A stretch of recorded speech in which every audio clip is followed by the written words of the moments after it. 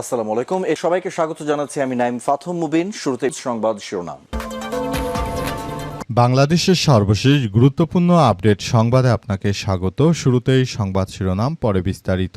প্রথমেই জানাবো আমাদের হাতে থাকা সর্বশেষ গুরুত্বপূর্ণ সবথেকে তাজা আপডেট সংবাদ। পুশিনের শিকার ২০ জনকে ফেরত নিল বিএসএফ। চাঁপাইনবাবগঞ্জের শিবগঞ্জ উপজেলার চৌকা সীমান্তে পুশিনের শিকার হওয়া নারী, পুরুষ ও শিশুসহ ২০ জনকে পতাকা বৈঠকের মাধ্যমে ফেরত নিয়ে গেছে ভারতের সীমান্তরক্ষী বাহিনী বিএসএফ এর সদস্যরা। আজ বিষয়টি নিশ্চিত করেছে ৫৯ বিজিবি ব্যাটালিয়নের অধিনায়ক লেফটেন্যান্ট কর্নেল তাজুল ইসলাম চৌধুরী। এবারে জানাবো, বিএনপি একদলীয় শাসনে বিশ্বাসী নয় বললেন মির্জা ফখরুল।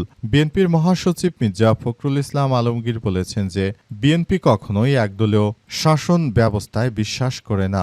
বিএনপি সবসময় জনগণকে কার্যক্রম চালিয়ে তারপর জনগণের সঙ্গে থেকেই তারা বিএনপি সবকিছু করে। কখনোই তারা এমন কিছু করে না যেটি বিএনপির জন্য বড় ধরনের এক সমস্যার সৃষ্টি করে। বিএনপি জনগণের দল, জনগণ যেটা বলে বিএনপি সেটাই করে।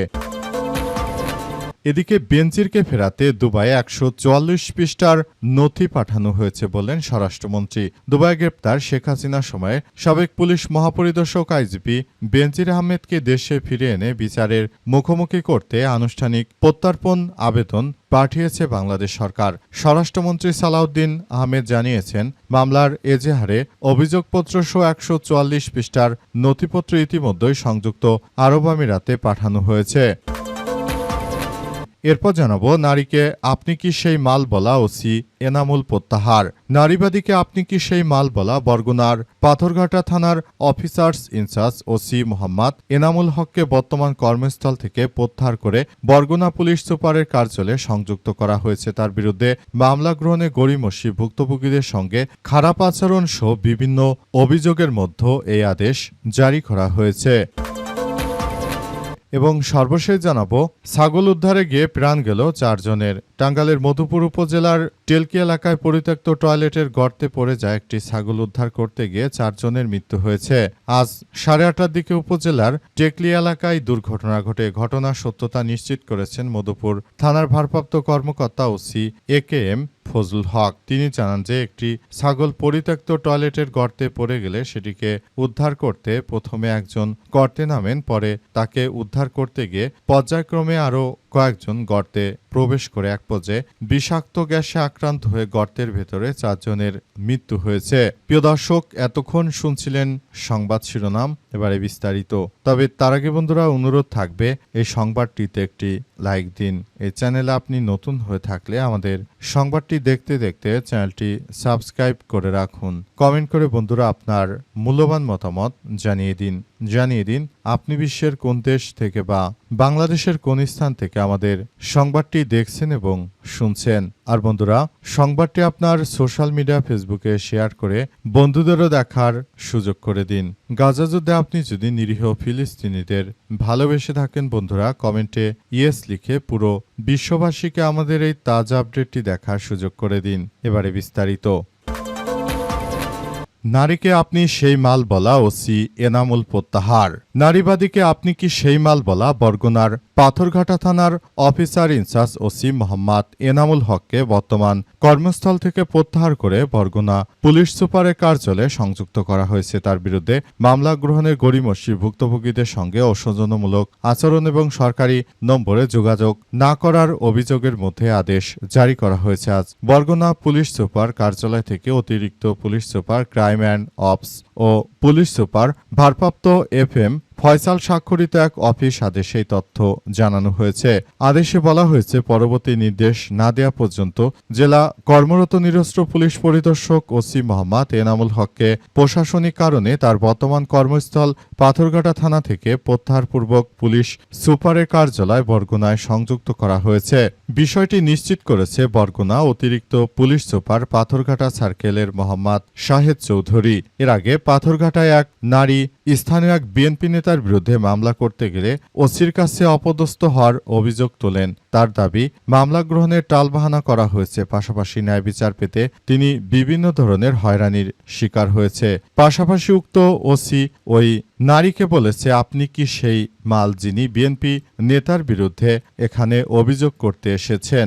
এর আগে যখন আওয়ামী দুর্বৃত্তরা ক্ষমতায় ছিল, সেই ক্ষমতায় থাকার সময় তিনি আওয়ামী লীগের দালালি করলেও বর্তমান এখন বিএনপির দালালি করতে শুরু করেছেন। তার মতো সরকারি কর্মকর্তাদের কারণে সবাই ন্যায় বিচার থেকে বঞ্চিত হয়ে পড়েছে। বিএনপি একদলীয় শাসনে বিশ্বাসী নয় বললেন মির্জা ফখরুল। বিএনপির মহাসচিব মির্জা ফখরুল ইসলাম আলমগীর বলেছেন যে পল্লী উন্নয়ন ও সমবায়মন্ত্রী মির্জা ফখরুল বলেন, বিএনপি কখনোই বাংলাদেশে একদলীয় কোনো শাসন ব্যবস্থা কায়েম করতে চায় না। যারা বিএনপি নামে এই ধরনের মিথ্যাচার করতে শুরু করেছেন, যারা মনে করেন যে বিএনপি এদেশে এককভাবে তারা সারা জীবন ক্ষমতায় থাকতে চায়, এটি সম্পূর্ণ মিথ্যা এবং ভিত্তিহীন। তিনি বলেন, তাই আমি বলতে চাই, শুধুমাত্র বিএনপি করি বিধায় নয়, আমরা বলতে চাই যে আমাদের নেতা শহীদ প্রেসিডেন্ট জিয়াউর রহমান তিনি গণতন্ত্র পুনরুদ্ধার করেছেন। বাকশালীরা যখন একদলীয় শাসন ব্যবস্থা কায়েম করেছিল, তখন তারা কালো আইন তৈরি করে তারা মূলত বাংলাদেশের বিরুদ্ধে যে ধরনের ষড়যন্ত্র কার্যক্রম শুরু করেছিল, সেটি আসলে কোনোভাবেই গ্রহণযোগ্য নয়। বাকশালীরা তারা মূলত যে সন্ত্রাসী কার্যক্রমগুলো চালাচ্ছিল, সেটি আমরা কোনোভাবেই বিশ্বাস করতে পারছি না। বাকশালীদের এই ধরনের কার্যক্রমগুলো আমরা পুরোপুরি প্রতিহত করার মধ্য দিয়ে এগিয়ে যেতে চাইছি। বাকশালীদের এমন বিষয়গুলো আমরা অনেকবারই পরিলক্ষিত হয়েছে এবং আমরা দেখেছি। আমরা মনে করি এই বিষয়গুলো অনেক বেশি সমস্যার মধ্যে রয়েছে। তাই তারা যতই আমাদের নামে মিথ্যাচার করুক না কেন, আমরা বলতে চাই আমাদের নেতাকর্মীরা কখনো বাংলাদেশে এককভাবে তারা ক্ষমতাকে দীর্ঘায়িত করতে চায়নি। নতুন করে আমাদের নেতা তারেক রহমান তিনি কখনোই একদলীয় শাসন ব্যবস্থার পক্ষপাতী নয়। যদি সেটাই হতো, তাহলে 5ই আগস্টের পর আমরা জোর জবরদস্তি করে ক্ষমতায় বসে যেতে পারতাম, কিন্তু সেটা আমরা করিনি। আমরা নির্বাচনের মাধ্যমে গণতান্ত্রিক চর্চার মধ্য দিয়ে আমরা আসলে এমন কিছু করতে চাই যেটা সবাই দেখে আমাদেরকে বাহবা দেবে, এমন বিষয় আমরা আসলে করতে চাইছি বলে জানান তিনি আরো জানান, পুরো বাংলাদেশের মানুষ মনে করে যে এসব বিষয়গুলো আমাদের জন্য অত্যন্ত গুরুত্বপূর্ণ একটি বিষয় হিসেবে দাঁড়িয়েছে। আমরা সবাই একসঙ্গে তাই কাজ করতে চাই। এবার পুশিনের শিকার 20 জনকে ফেরত নিল ভারতের বিএসএফের সদস্যরা।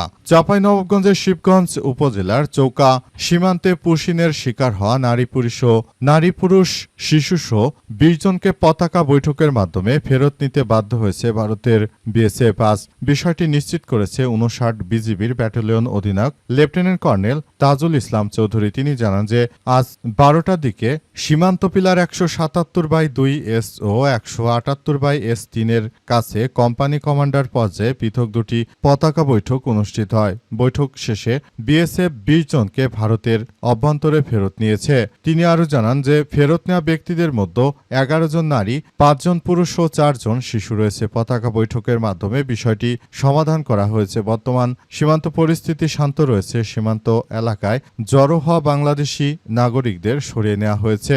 এর আগে শুক্রবার দিবাগত ভোররাতে শিবগঞ্জ উপজেলা বিনোদপুর ইউনিয়নের চৌকা সীমান্তের বিপরীতে ভারতের শবদলপুর সুখদেবপুর সীমান্ত ফাঁড়ি বা বিএসএফ এর সদস্যরা 20 জনকে বাংলাদেশের ভিতরে অবৈধভাবে পুশিনের চেষ্টা করে। এই ঘটনার পর এখন উক্ত এলাকায় পরিস্থিতি থমথমে অবস্থা বিরাজ করছে।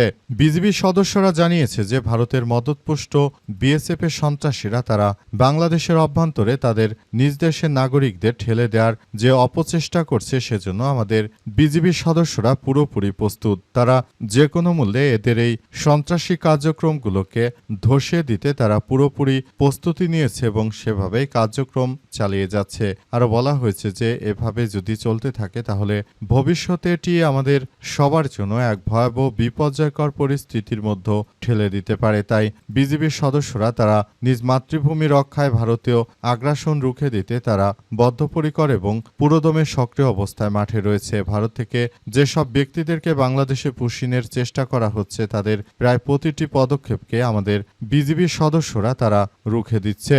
এই ঘটনায় এখন উক্ত বর্ডার এলাকায় পরিস্থিতি থমথমে অবস্থায় বিরাজ করছে।